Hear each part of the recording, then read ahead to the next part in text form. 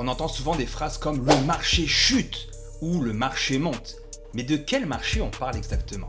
Alors souvent, on va parler d'indice boursier.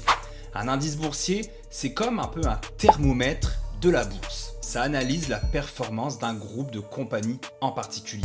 Un indice, ça donne une idée globale de comment se comporte un marché en particulier, un groupe d'entreprises, un secteur, une région, un pays. Exemple, le plus populaire, c'est le S&P 500. C'est les 500 plus grandes entreprises aux États-Unis qui sont regroupées dans un indice. Et donc, si l'indice du S&P 500 monte, ça signifie que les grandes compagnies américaines se portent bien.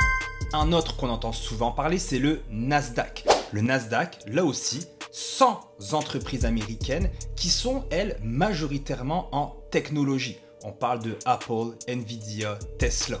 Si le Nasdaq baisse, ça veut dire que le secteur technologique américain subit une baisse. Et il y a aussi des indices pour des secteurs en particulier, que ce soit le secteur technologique, agricole, énergétique, cybersécurité, et j'en passe, il y en a plusieurs.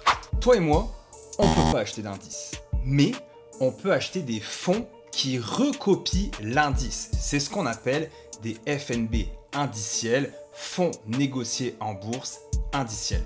Par exemple, si tu habites au Canada et que tu aimerais acheter l'indice du S&P 500, tu peux le faire avec différents fournisseurs de fonds. Par exemple, BMO, ça va s'appeler ZSP.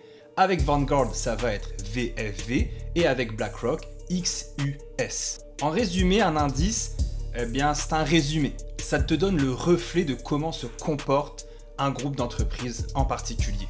Si tu désires une liste de FNB indiciels qui recopie les plus grands indices mondiaux, tu as juste à m'envoyer le mot indice en commentaire et ça va me faire plaisir de t'envoyer cette liste.